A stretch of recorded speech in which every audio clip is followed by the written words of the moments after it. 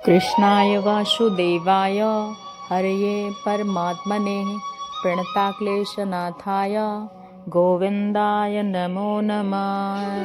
जय श्री कृष्ण, जय श्री हरि। राधे राधे मित्रों, आज हम पौष मास की अध्याय 2 की पड़ाव पे पहुंच चुके हैं, जिसमें हम श्रवण करेंगे सूर्य देव और श्री हरि से की कहानियाँ। जिस प्रकार सूर्य की एक किरण आने से समस्त अंधकार मिट जाता है, उसी प्रकार जब हृदय में भक्ति का उदय होता है तो अज्ञानता का सारा अंधकार दूर हो जाता है। इस समय चल रहे पवित्र पौष मास में इसलिए एक साधक को अपने मन में नियंत्रित करते हुए अधिक से अधिक नाम जप करना चाहिए। शास्त्रों का अध्ययन और मनन में समय व्यतीत करना चाहिए, क्योंकि हमारे शरीर की गतिविधि भी मंद हो जाती है। ऐसे में अपने आंतरिक ऊर्जा को बनाए रखते हुए प्रत्येक साधक को ऊर्जा बनाए रखने के लिए अपनी आंतरिक साधना की ऊष्मा को प्रज्वलित करना चाहिए। इसी संदेश के साथ चलिए आज आरंभ करते हैं हम पौष मास की व्रत को। नैमिषारण्य में एकत्रित हुए ऋषि मुनियों ने कहा, हे सूत गोस्वामी जी, अब हम महात्मा सुवत्र की चरित्र सुनना चाहते हैं। वो महाविद्वान किस गोत्र में उत्पन्न हुए थे, वो किसके पुत्र थे और उनकी तपस्या क्या थी, किस प्रकार भगवान श्री विष्णु की आराधना की थी। यदि आप उचित समझें तो इस विषय में बताइए। तो ऋषिगण सुवत्र के दिव्य और पावन चरित्र को हम सुनाते हैं, ध्यानपूर्वक सुनिए। परम भगवान श्री हरि की चर्चा और महिमा से युक्त है। यह पुरातन समय की बात है। नर्मदा नदी के पवित्र तट पर अमरकंटक नामक तीर्थ कौशिक वंश में एक श्रेष्ठ ब्राह्मण उत्पन्न हुए थे और उनका नाम था सोम शर्मा। उनका कोई पुत्र नहीं था, इस कारण वो अत्यंत दुखी रहा करते थे। उनकी पत्नी का नाम था सुमना। उनकी पत्नी पवित्र उत्तम आचरण करने वाली थी। एक दिन अपने पति को चिंतित देखकर वह कहा, स्वामी आप किस चिंता में हैं? क्योंकि वह शरीर को सुखा डालती है, जो कि हमेशा त्याग कर यथोचित बर्ताव करता है, वह अनायास ही आनंद की प्राप्ति करता है। आप चिंता क्यों करते हैं?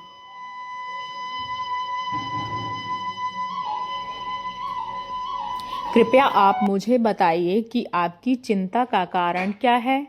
तब सोम शर्मा ब्राह्मण ने कहा, हे सुवर्ते, ना जाने किस पाप के कारण मैं निर्धन तो हूँ ही, लेकिन पुत्रहीन भी हूँ, और यही मेरी दुख का कारण है जो मुझे बार बार चिंता में लेकर जा रहा है। अपने पति की बात सुनकर सुमना ने कहा, हे स्वामी सुनिए, आपको एक विशेष बात बताती हूँ जो सभी संदेशों को नाश करता है। पाप एक वृक्ष के समान है और उसका बीज है लोभ। मोह उसकी जड़ है, असत्य उसका तना है और माया की शाखाओं का विस्तार है। दंभ और कुटिलता उसके पत्ते हैं, कुबुद्धि उसका फूल है और अनृत्य उसकी गंध है। छल और पाखंड चोरी ईर्ष्या करता है। कूटनीति और पाप आचरण से युक्त प्राणी उस मोह के समान वृक्ष के पक्षी हैं जो माया रूपी शाखाओं पर बसेरा करते हैं। अज्ञान उस वृक्ष का फल है और अधर्म को उसका रस बताया गया है। दुर्भाव स्वरूप जल के सींचने पर उसकी वृद्धि होती है और अश्रद्धाएं उसके फूलने और फलने की ऋतु बताई गई हैं। जो भी मनुष्य उस वृक्ष की छाया में आश्रय लेकर संतुष्ट रहता है, उसे पके हुए फलों का प्रतिदिन आनंद मिलता है और उन फलों के अधर्म के रूप रस से पुष्ट होता है।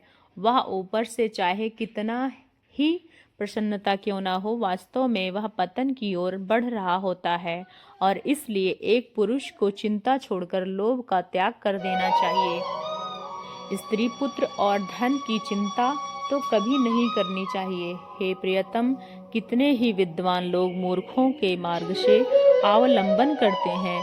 दिन रात वह मोह में डूबे रहकर निरंतर इसी चिंता में पड़े रहते हैं, किस प्रकार मुझे इस स्त्री मिले, कैसे मैं बहुत से पुत्र प्राप्त करूं।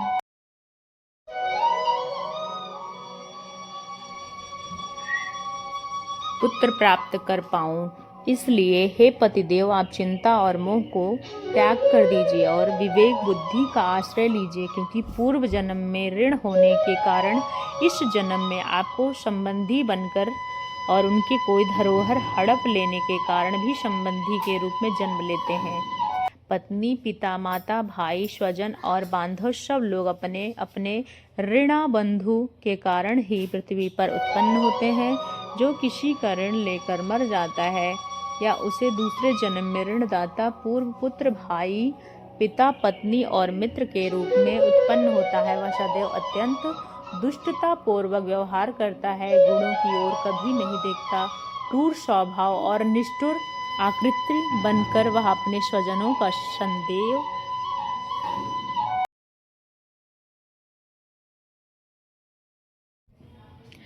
सदैव बातें सुनता है, प्रतिदिन मीठी मीठी वस्तुएं स्वयं खाता है, घर में नहाते हुए धन को बलपूर्वक उपभोग करता है और जब उसे रोका जाए तो वह क्रोधित हो जाता है।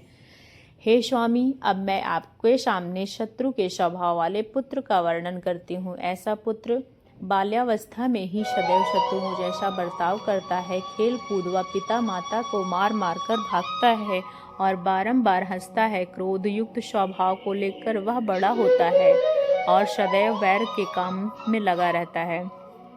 प्रतिदिन माता और पिता की निंदा करता है। वह फिर विवाह संबंध हो जाने पर अनेक प्रकार का धन खर्च करता है।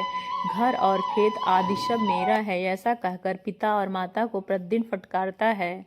उसकी मृत्यु के बाद तो न श्राद्ध करता है न कभी दान देता है और ऐसे अनेक पुत्र इस पृथ्वी पर उत्पन्न होते हैं। हे विप्रवर, ऐसे पुत्र का वर्णन करती हूँ जिसके प्रिय वस्तु की प्राप्त होती है। ऐसे पुत्र बचपन से ही माता पिता के प्रिय करते हैं और बड़े होने पर उनकी प्रिय साधना से लगे रहते हैं और सदैव अपनी भक्ति से माता पिता को संतुष्ट रखते हैं, स्नेह से मीठे मीठे वचन बोलते हैं और अच्छा प्रयास रखने की चेष्टा करते हैं। माता पिता की मृत्यु के बाद संपूर्ण श्राद्ध कर्म और पिंडदान आदि कार्य करते हैं। उनकी तीर्थ यात्रा प्रियतम सब करवाते हैं। प्रियतम, अब इस सामने सबसे ज़्यादा उदासीन वर्णन करती हूँ। उदासीन बालक का वर्णन इस प्रकार है, न रुष्ट होता है न संतुष्ट और न इस प्रकार पुत्रों के संबंध में सब कुछ बताया। और पुत्रों की ऐसी गति जैसे पुत्र होते हैं वैसे माता पिता, पत्नी, बंधु बांधव और सब होते हैं। मनुष्यों को तो बात ही क्या करें, सभी पशु, घोड़े, हाथी, भैंस के समान होते हैं। यह सभी ऋण से संबंध से मिलते हैं। हम दोनों ने पूर्व जन्म में ना तो किसी का ऋण लिया है और ना किसी का धरोहर हड़पी है। इतना कहकर साथ ही वैर संबंध, धन, पुत्र आदि किसी वस्तु की प्राप्त नहीं हुई है, यह समझकर आप शांति धारण कीजिए और व्यर्थ की चिंता को छोड़ दीजिए। अपने किसी को दान नहीं दिया है तो फिर धन कैसे आएगा। हे प्राणनाथ, दुखी ना होइए। किसी पुरुष को धन मिलना निश्चित, उसके हाथ में अनायास का धन पाना था, लेकिन जब वह जाने का होता है चला जाता है। ऐसा समझकर आप शांत हो जाइए, निरर्थक चिंता छोड़ दीजिए। अपनी पति के ऐसे वचन सुनकर शर्मा ब्राह्मण ने कहा, हे कल्याणी, तुम ठीक कह रही हो। तुम्हारा यह वचन इस प्रकार के संदेहों को नाश करने वाला है। फिर भी सत्य के ज्ञाता साधु पुरुष अपने वंश की इच्छा, प्रिय पुत्रों की इच्छा में चिंता करते हैं। पुत्र अवश्य उत्पन्न करूं। यह सुनकर सुमना ने कहा, हे महाभाग, एक ही विद्वान पुत्र श्रेष्ठ है। बहुत ही गुण पुत्रों को लेकर आया करना। मात्र एक ही पुत्र कुल का उद्धार करता है, बाकी तो केवल कष्ट देने वाले होते हैं। और पुण्य के प्रभाव से ही पुत्र की प्राप्ति होती है। पुण्य से ही अच्छा कुल मिलता है और पुण्य से ही उत्तम गर्व की प्राप्ति होती है। इसलिए आप अच्छा पुण्य अनुष्ठान कीजिए। प्राणनाथ, पुण्य कर्म करने वाले मनुष्य सुख राशि का उपभोग करते हैं। यह बात सुनकर सोम शर्मा ब्राह्मण ने पूछा, हे भद्रे, मुझे पुण्य का अनुष्ठान बताओ। तुम पुण्य कैसा होता है? यह सुनकर उनकी पत्नी सुमना ने कहा, प्राणनाथ, पुरुष या स्त्री को हमेशा किस प्रकार बर्ताव करना चाहिए जिससे 10 पुण्य अंग बताइए और इनके अनुष्ठान से धर्म की पूर्ति करनी चाहिए। धर्मात्मा पुरुष अपने मन, वाणी और शरीर, इन तीनों की क्रियाओं से धर्म का संपादन करता है और उसके बाद वह जिस जिस वस्तु की चिंतन करता है वह दुर्लभ होते हुए वह सरलता से उसे मिल जाते हैं। तब सोम शर्मा ने पूछा, हे भामिनी, धर्म का स्वरूप कैसा है और इसके कौन कौन से अंग हैं? इस विषय में सुनने की मेरी रुचि है, इसलिए तुम प्रसन्नता पूर्वक इसका वर्णन करो। तब सुमना ने कहा, ब्राह्मण जिनका अत्रि वंश में जन्म होता है, अनुसुईया के पुत्र हैं, उन भगवान दंत्रोत्रेय जी ने सदैव धर्म का साक्षात्कार किया। हे महर्षि दुर्वासा और दंत्रोत्रेय दोनों उत्तम उत्पन्न अवस्था की तपस्या करके और आत्मबल के साथ धर्म अनुकूल बर्ताव भी किया। उन्होंने वन में रहकर 10,000 वर्षों तक तपस्या की, बिना कुछ खाए पिए मात्र हवा पीकर जीवन निर्वाह किया। तत्पश्चात उतने ही समय में यानी 10,000 वर्षों तक उन दोनों ने पंच अग्नि सेवन किया। उसके बाद वे जल के भीतर खड़े रहकर उतने ही वर्षों तक तपस्या में लगे रहे। यतिव्रत दुर्वासा दोनों बहुत दुर्बल हो गए और तब मुनिवर दुर्वासा ने मन में धर्म के प्रति क्रोध हुआ और उसी समय बुद्धिमान धर्म साक्षात वहां पहुंच गए। उस समय साथ ब्रह्मचर्य, तप और आदि मूर्तिमान बनकर आए थे। सत्य, ब्रह्मचर्य, तप और इंद्रिय संयम उत्तम और विद्वान ब्राह्मण के रूप में आए थे। नियम ने महाविद्वान पंडित का रूप धारण किया और दान, अग्निहोत्री स्वरूप धारण करके महर्षि दुर्वासा के सामने प्रकट हुए। क्षमा, शांति, लज्जा, अहिंसा और अकल्पना यह सभी स्त्री रूप धारण करके वहां उपस्थित हुई। बुद्धि, प्रज्ञा, दया, श्रद्धा, मेधा, सत्विकृति और शांति, इन सब का भी वही स्वरूप था।